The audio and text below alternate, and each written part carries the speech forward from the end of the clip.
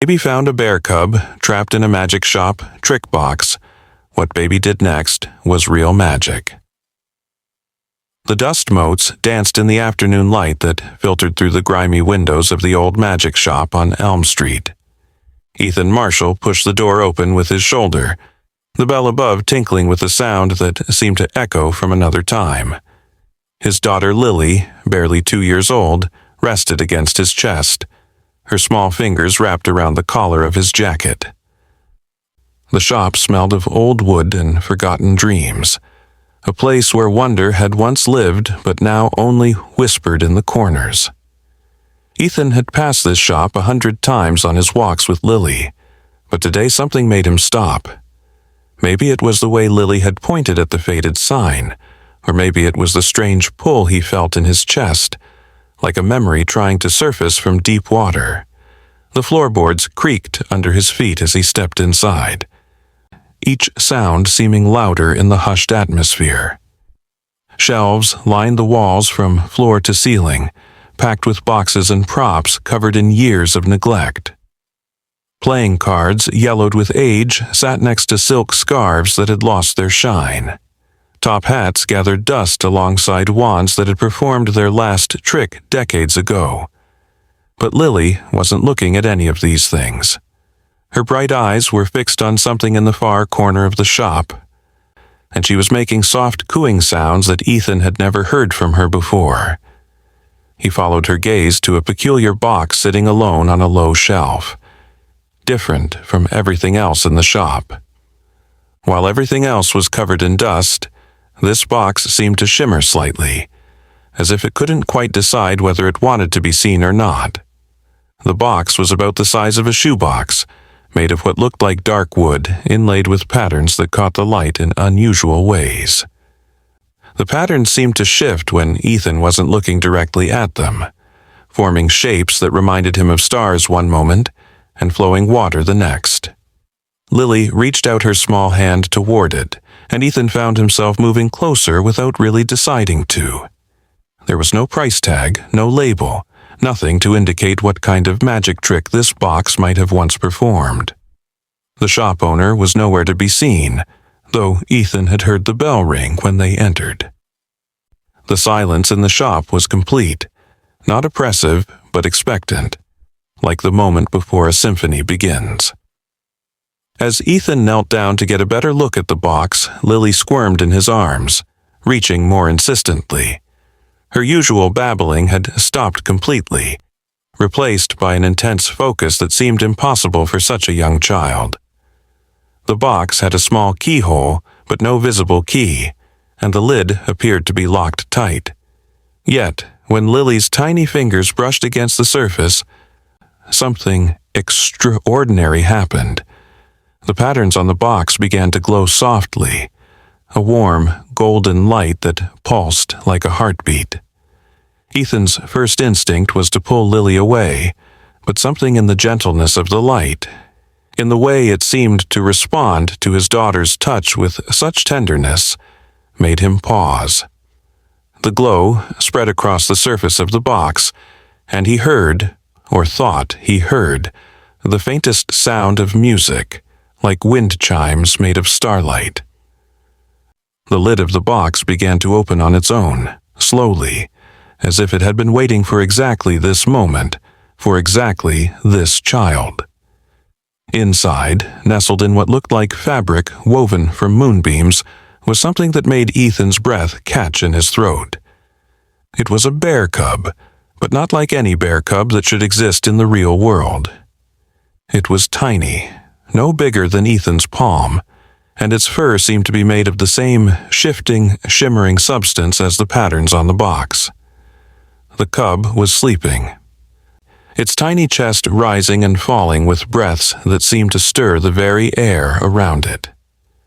Lily made a soft sound of pure joy, a laugh that bubbled up from somewhere deep inside her, and the cub's eyes opened.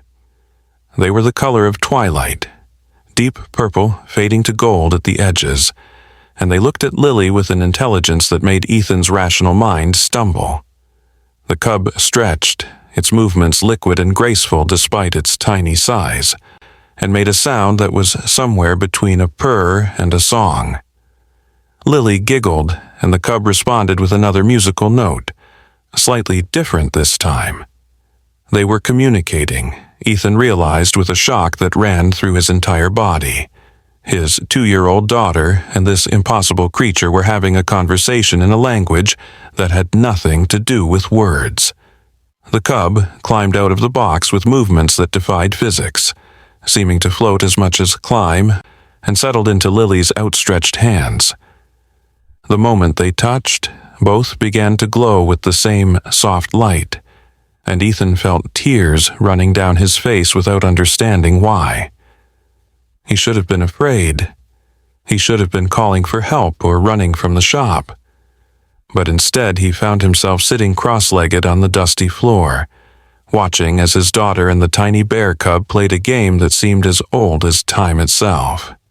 The cub would create tiny sparkles of light in the air, and Lily would laugh and try to catch them. When she succeeded, the lights would burst into miniature fireworks that smelled like summer rain and childhood dreams.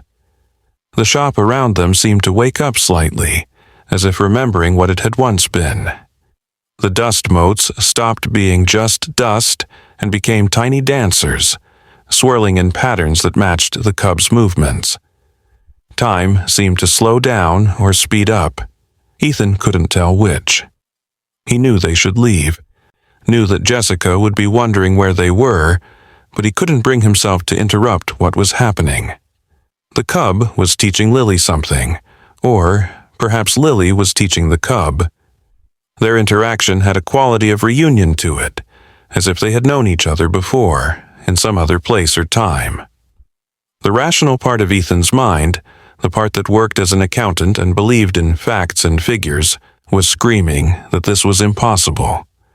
But the father in him, the part that had felt his world reshape itself the moment Lily was born, recognized truth when he saw it. This was real, more real than anything he had experienced in his ordinary life. The cub began to sing, if you could call it singing. It was more like the sound of stars being born, a melody that you felt in your bones rather than heard with your ears.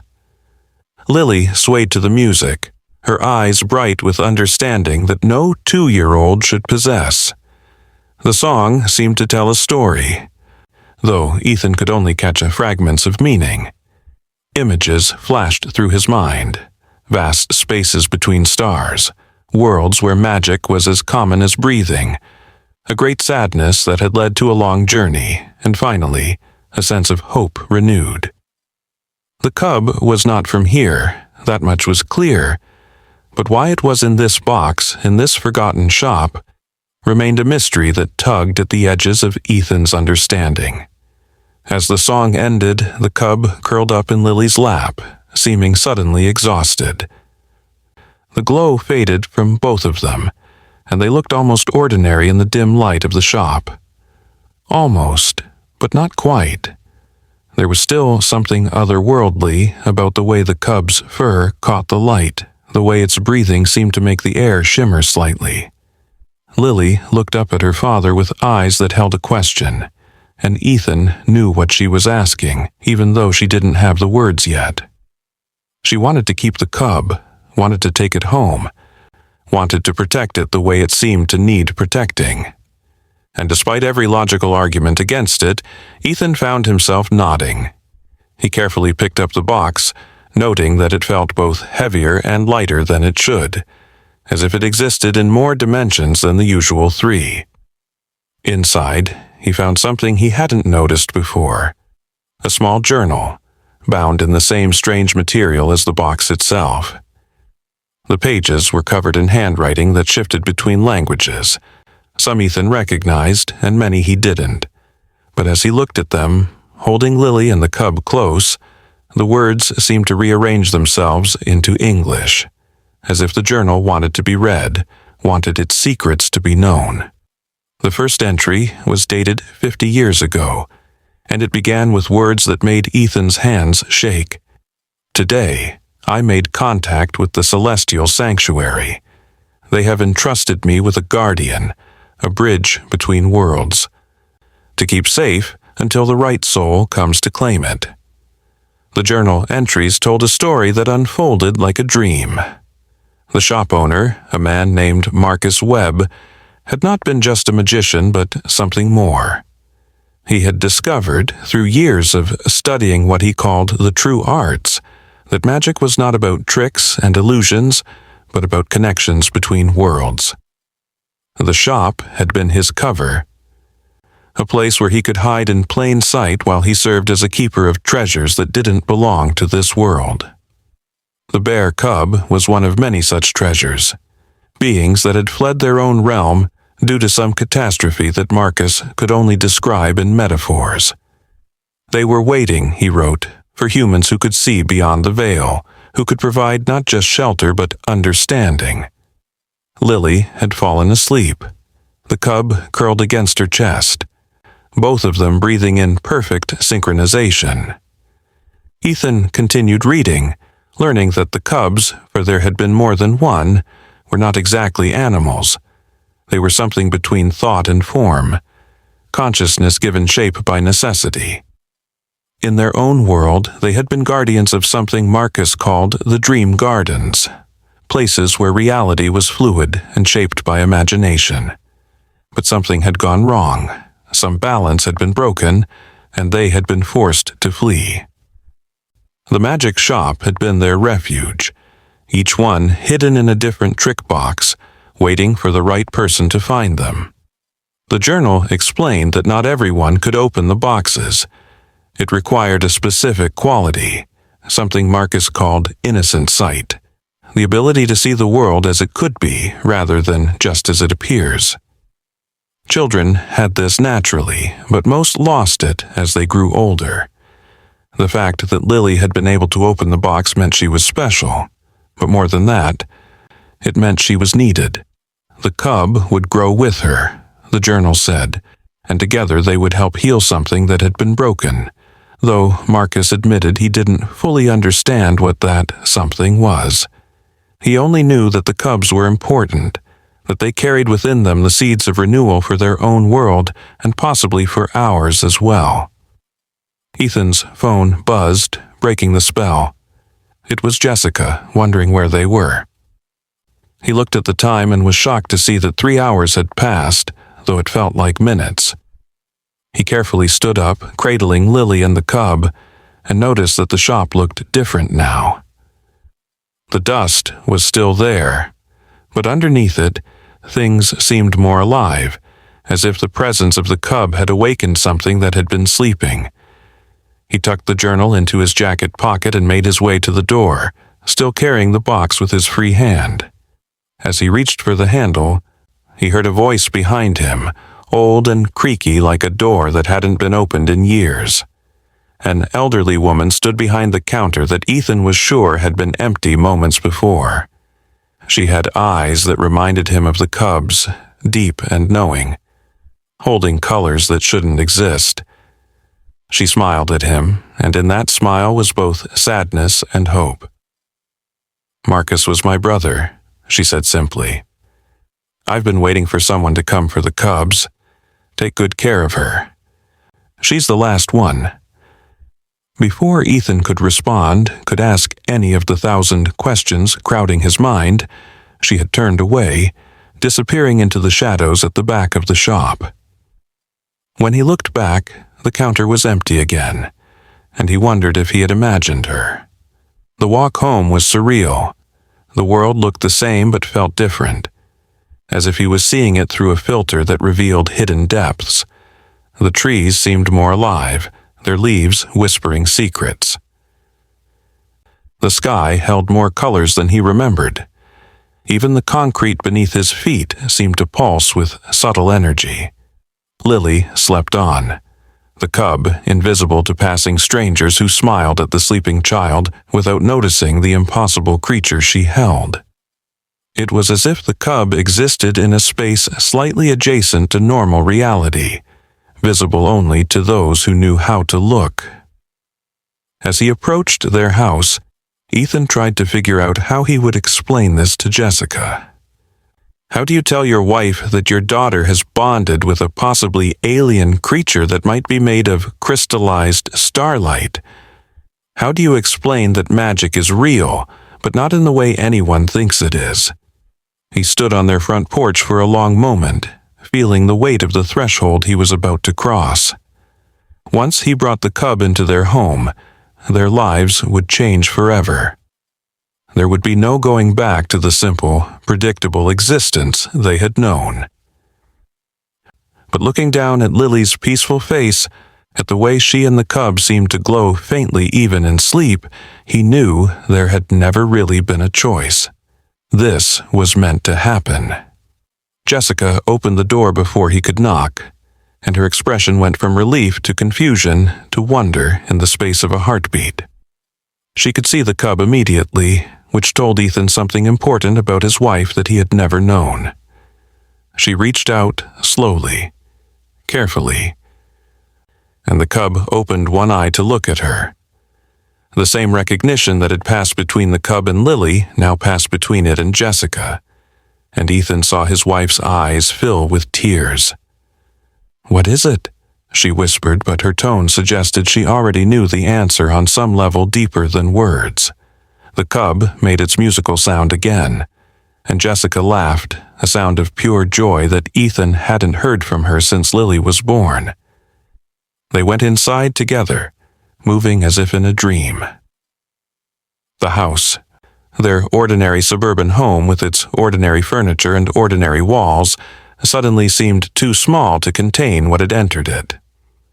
The cub woke fully as they settled in the living room, and it began to explore, floating more than walking from surface to surface. Everywhere it touched, it left a faint shimmer that faded after a few seconds, like the afterimage of a bright light. Lily woke up and reached for the cub, and they resumed their wordless conversation, filling the room with soft light and impossible music. Jessica held Ethan's hand as they watched, and he could feel her trembling.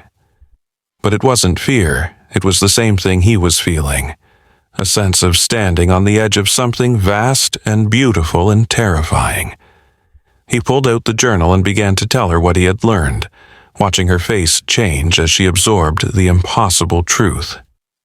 She asked to see the journal, and as she read, the cub came to sit beside her, humming its ethereal melody.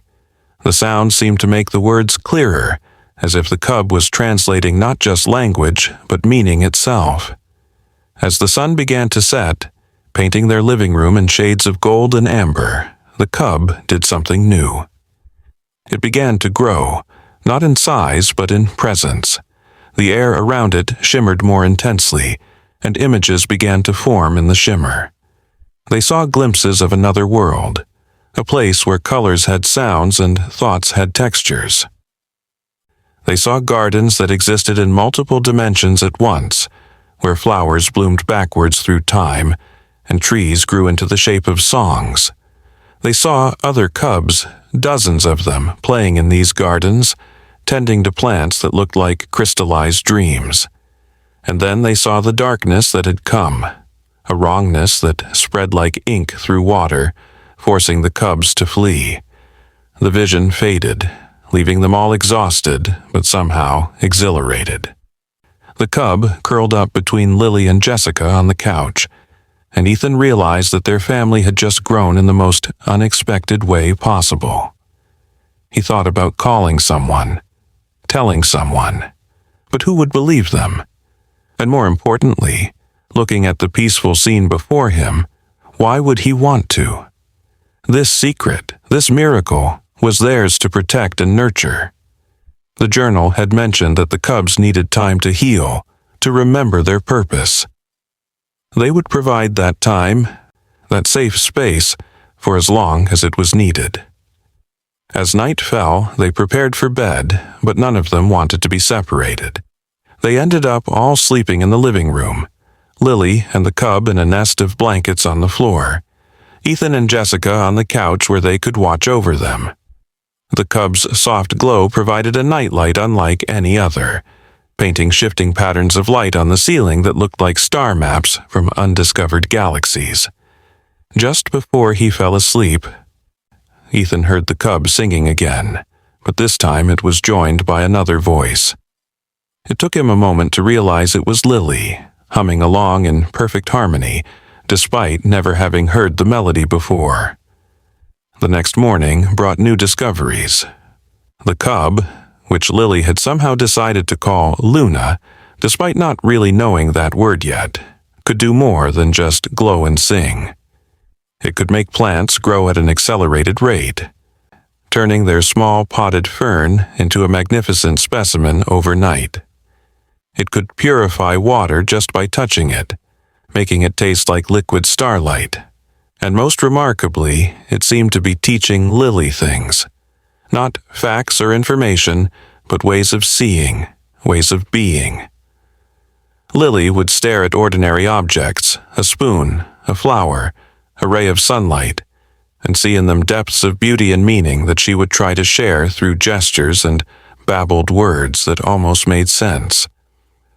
Jessica took the day off work, and Ethan called in sick, neither of them willing to leave this new reality for the mundane world outside. They spent the day learning about Luna, discovering that the cub responded to emotions more than words, that it could sense illness or sadness, and would try to comfort whoever was feeling bad. When Jessica mentioned a headache she'd had for days, Luna climbed onto her shoulders and hummed a specific sequence of notes. The headache vanished instantly. Replaced by a clarity of thought Jessica said she hadn't experienced in years. They also learned that Luna needed specific things to thrive. Not food in the traditional sense, but experiences. The cub seemed to feed on moments of joy, of discovery, of connection. When Lily laughed, Luna grew slightly brighter. When they played music, the cub would dance in ways that defied gravity, creating light patterns that matched the rhythm. And when they read stories together, Luna would create tiny illusions, bringing the characters to life in miniature form, acting out the tales in three-dimensional light sculptures that dissolved like smoke when the story ended. The journal became their guide, revealing more secrets as they were ready to understand them. Marcus Webb had written about the responsibility of being a guardian to these beings. They were not pets or possessions, but partners in something larger. The cubs carried within them the memory of their world's harmony, a blueprint for balance that had been lost. By living with humans, by forming these deep connections, they were not just hiding, but healing, preparing for an eventual return. But the journal also warned that not everyone would understand, that there were those who would see the cubs as threats or opportunities for exploitation. This warning proved prophetic when, 3 days after finding Luna, they had an unexpected visitor. The doorbell rang during dinner, and when Ethan answered it, he found a man in an expensive suit standing on their porch. He had cold eyes and a smile that didn't reach them.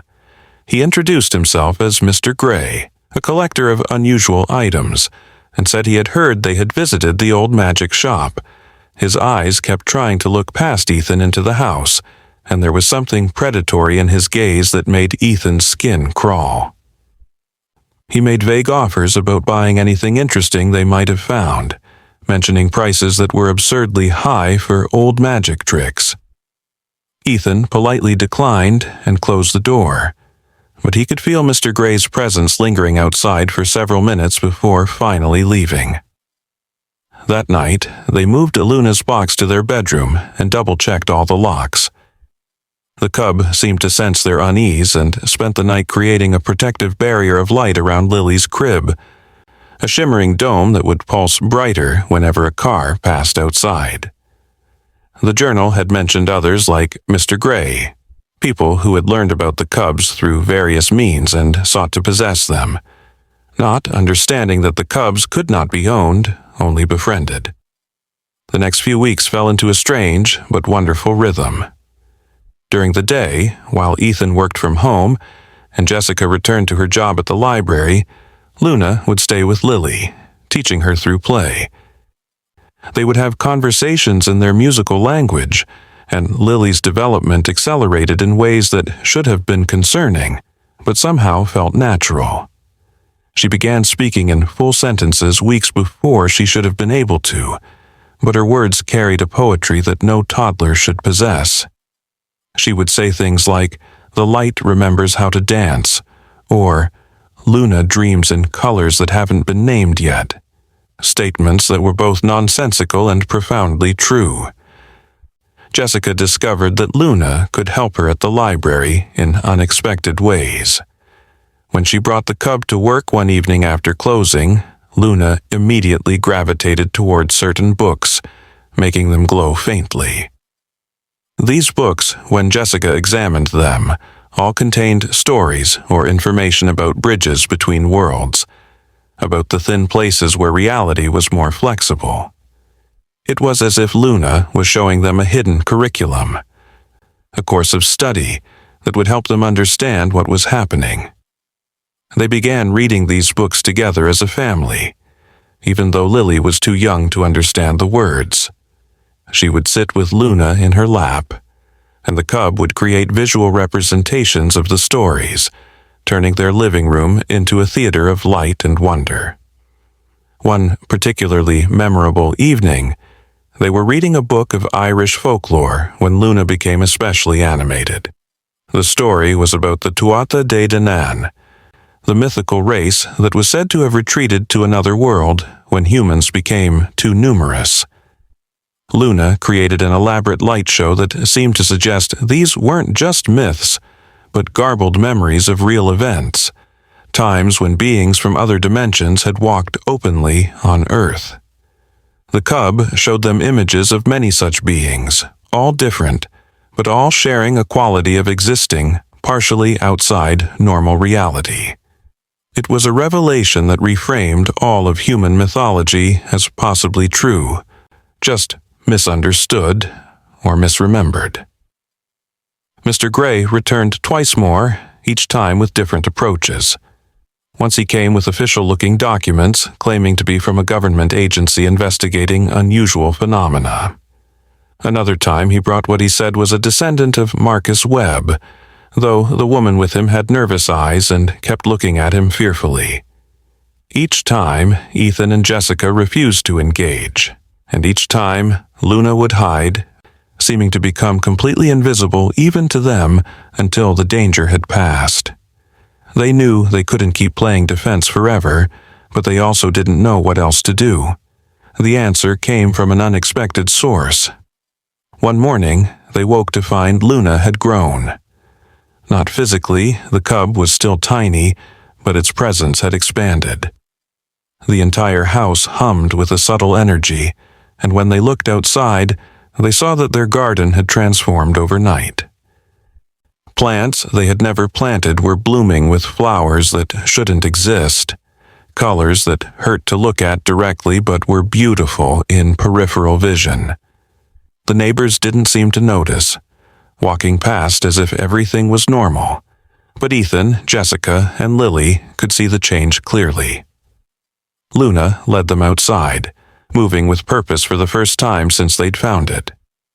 In the center of the garden, where their small decorative pond sat, the cub began to sing a new song. The water in the pond started to glow, and images formed on its surface. They saw other houses, other families, all around the world, each caring for a cub like Luna. The network of guardians that Marcus Webb had written about was larger than they had imagined. They saw children playing with cubs in Tokyo, in Lagos, in Sao Paulo, in small villages and large cities.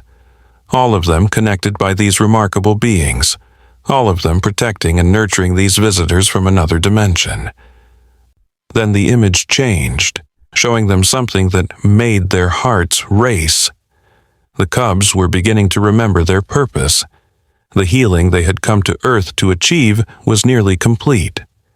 Soon, within a year perhaps, they would need to return to their world to restore what had been broken. But they wouldn't go alone. Each cub would take with it a human companion, someone who had learned to see beyond the veil, to help bridge the gap between worlds permanently. The image focused on Lily, showing her slightly older, maybe 3 or 4, standing in a garden that existed in both worlds simultaneously, helping Luna and the other cubs repair the damage to their reality while keeping the connection to Earth strong. The vision faded, leaving them stunned. Lily would have to make a choice, or rather, they would have to make it for her, to let her go with Luna when the time came, to become something more than human, a bridge between worlds. It was a future both magnificent and terrifying, and they had months to prepare for it. Luna nuzzled against Lily, who giggled and hugged the cub tight, and in that moment, Ethan and Jessica knew the choice was already made. Their daughter had been chosen for something extraordinary, and they would support her even if it meant letting her go. That night, Mr. Gray came one last time. But this time, he wasn't alone. He brought 3 other people, all with the same cold eyes and predatory smiles. They didn't knock, instead trying to force their way in through the back door. But the moment they touched the door handle, the protection Luna had been building activated. The entire house blazed with light, not harsh but overwhelming, like standing inside a star.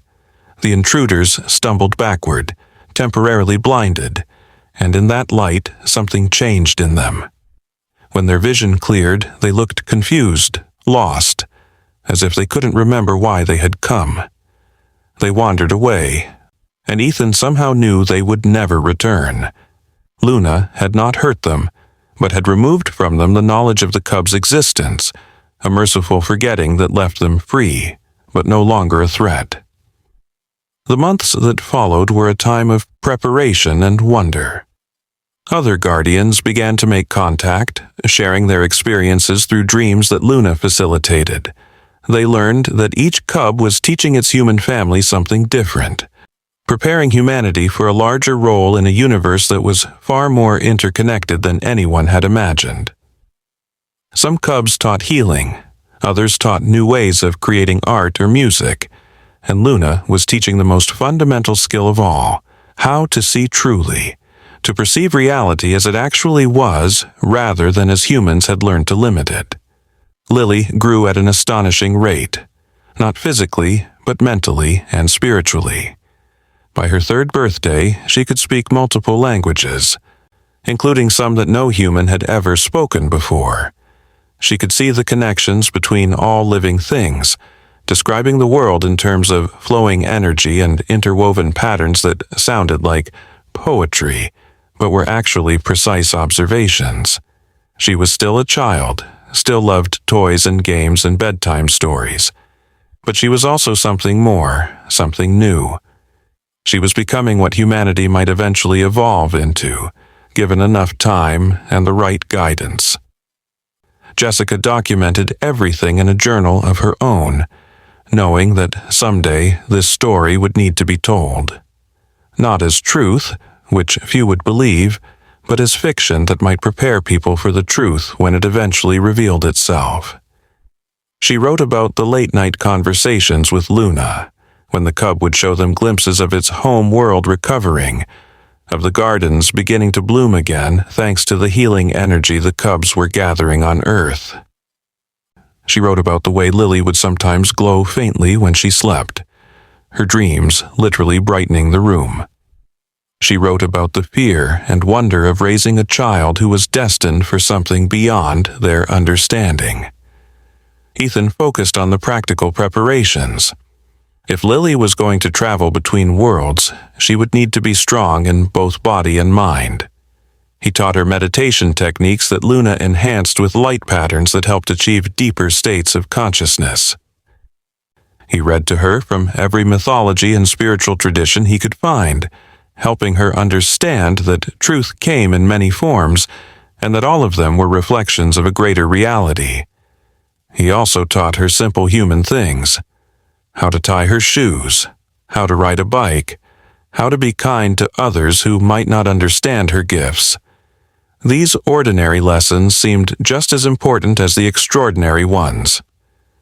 As the year progressed, signs began to appear that the time of return was approaching. Luna started creating more elaborate light sculptures, showing the cub's world in increasing detail. The damage was almost healed, but the final step required the cubs to return with their human partners to complete the bridge between worlds. It wouldn't be a permanent separation.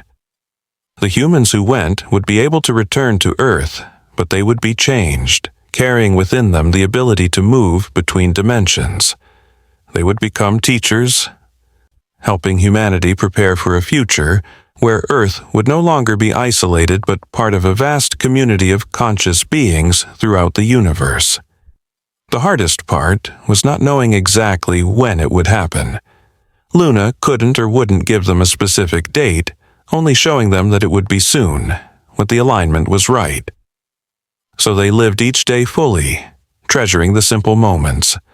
Lily and Luna playing in the garden, family dinners where the cub would create light shows to accompany their conversations, quiet evenings reading together with Luna, purring its cosmic melodies.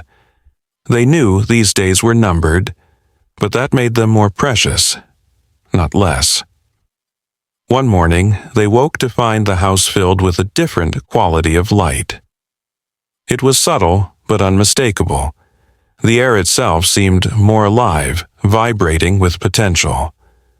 Luna was glowing continuously now, not brightly but steadily, like a beacon. Lily seemed to understand immediately what was happening.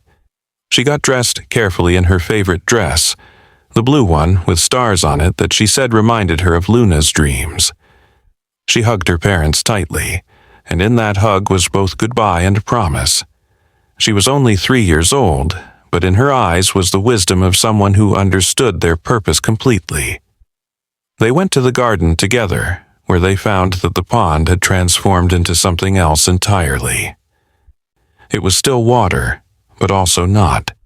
It was a doorway, a threshold between worlds.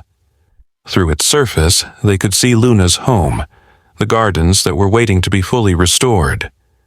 Other cubs were gathering there with their human companions, children from around the world who had been chosen for this incredible journey. Some parents were crying. Others were smiling through their tears, all of them understanding that this was not an ending but a transformation. Luna stood at the edge of the pond, no longer tiny but not exactly larger either. It existed in multiple dimensions simultaneously now, parts of it already home, while parts remained on Earth. The cub looked at Ethan and Jessica, and in its impossible eyes was gratitude deeper than oceans. It had come to Earth as a refugee and was returning as a healer, bringing with it the gift of human perspective and creativity that would help its world flourish in new ways.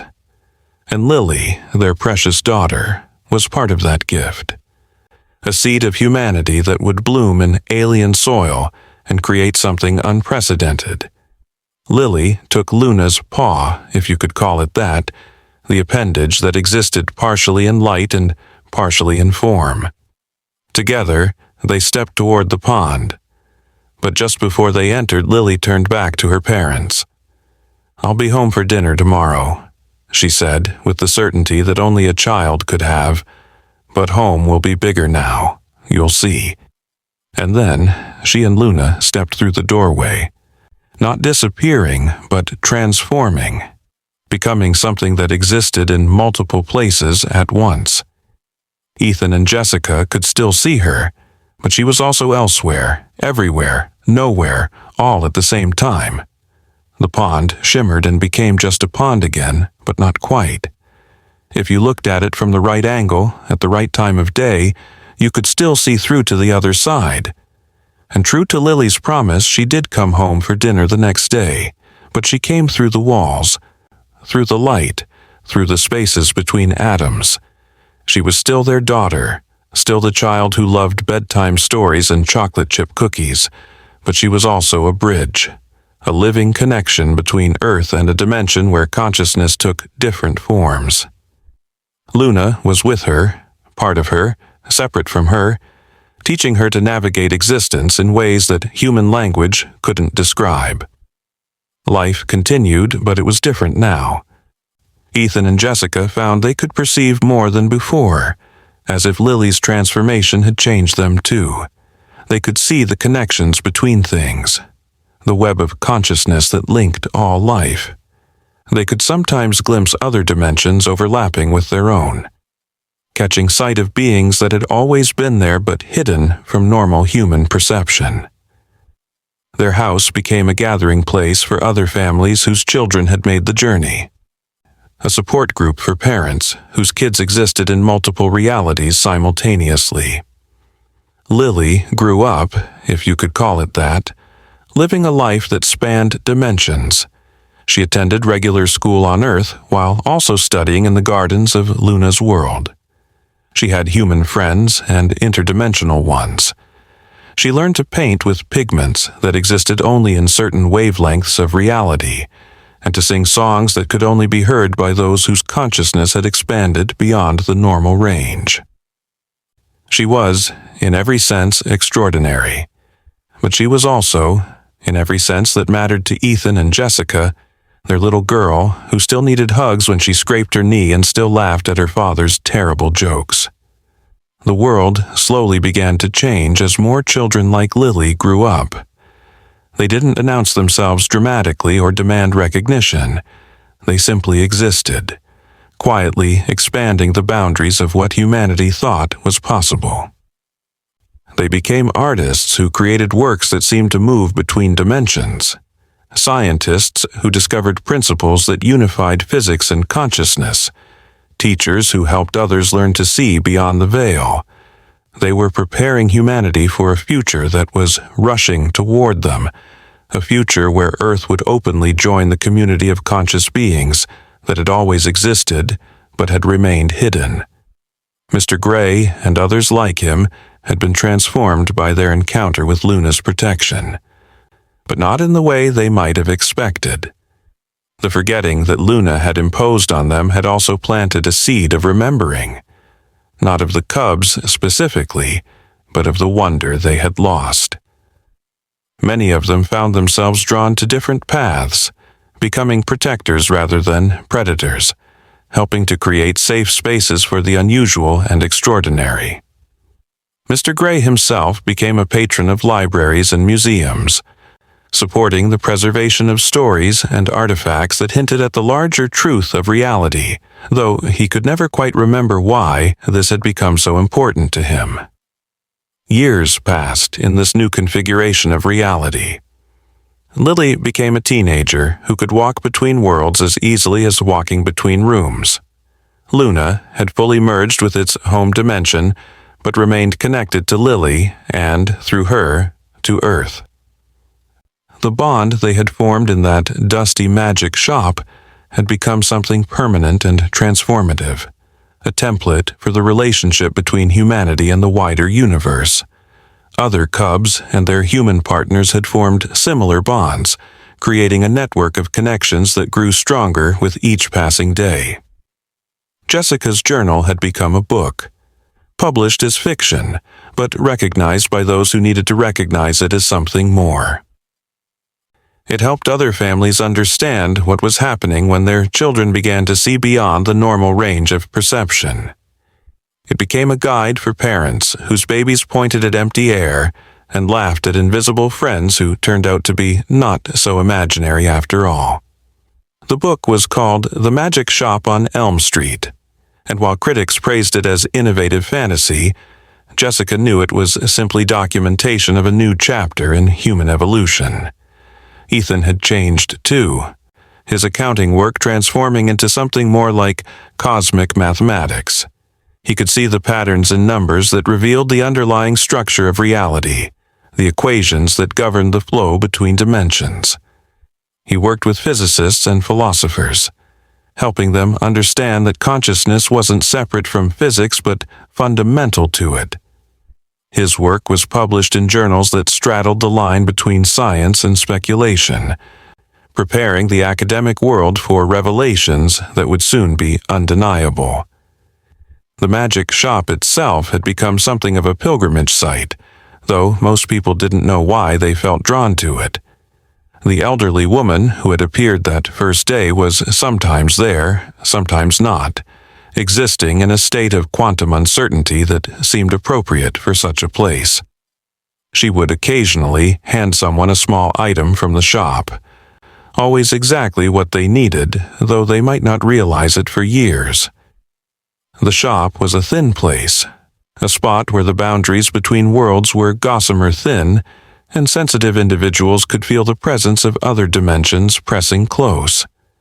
Lily's abilities continued to evolve in ways that defied easy categorization. She could heal not just physical ailments, but tears in the fabric of reality itself. She could communicate with consciousness in all its forms. From the vast, slow thoughts of mountains to the quick, bright flickers of quantum particles. She was becoming something that humanity didn't have a word for yet. A new form of life that was both human and more than human. And she wasn't alone. Around the world, others like her were emerging. Children of the bridge between worlds. The Cubs world had been fully restored, but the connection to Earth had transformed it as much as Earth had been transformed. Human creativity and imagination had given the gardens new forms of beauty, new ways of existing. The merger wasn't just healing, but evolution, both worlds becoming more than they had been separately. The Cubs, including Luna, had become something new as well, carriers of human consciousness into realms that had never known such perspectives. They were ambassadors of Earth's unique contribution to the cosmic community, the ability to imagine what had never been and make it real. One evening, as the family sat together for dinner, Lily suddenly laughed, the sound rippling through multiple dimensions. "Luna says the others are ready," she announced. "The first wave was just the beginning. More Cubs are coming, but this time they're not refugees, they're teachers and they're bringing friends." She showed them, somehow projecting into the air above their dinner table, images of beings from countless worlds, all preparing to make contact with Earth in a way that would be undeniable but gentle. Humanity was about to take its place in a universe far stranger and more wonderful than anyone had imagined. The preparation for this broader contact became the focus of families like theirs around the world. They were the advanced team, the ones who had already learned to live with the impossible and could help others adjust. Lily spent more time traveling between dimensions, setting up what she called welcome centers, spaces that existed partially in multiple realities where humans could safely encounter beings from other worlds. Luna was always with her, their bond having evolved into something that transcended individual existence. They were separate and united, two notes in a harmony that created something greater than either alone. The night before the broader contact was set to begin, the family gathered in the garden where it had all started. The pond reflected not just the sky but skies from other worlds, a multiplicity of stars that told different stories. Luna appeared in its original form, the tiny bear cub that had captured Lily's heart years ago, but now they could see it was also vast, existing at every scale simultaneously. It sang the song it had sung that first day in the magic shop, but now they could understand the words. It was a song of gratitude, of connection, of infinite possibility. "Are you ready?" Lily asked her parents, though she already knew the answer. They had been preparing for this moment since the day they walked into that dusty shop. The fear they might have felt had been replaced by anticipation. Their daughter had shown them that the universe was not cold and empty, but full of consciousness and connection. The coming changes would be challenging, but they would also be wonderful. Humanity was about to grow up, to join a community that had been waiting patiently for them to be ready. The next morning, the world woke up to find that the sky contained new colors, colors that had always been there but that human eyes couldn't perceive before. Children pointed excitedly at beings that walked partially in and partially out of normal space. Adults rubbed their eyes and looked again, seeing that reality had more layers than they had ever suspected. The news media struggled to explain what couldn't be explained in conventional terms.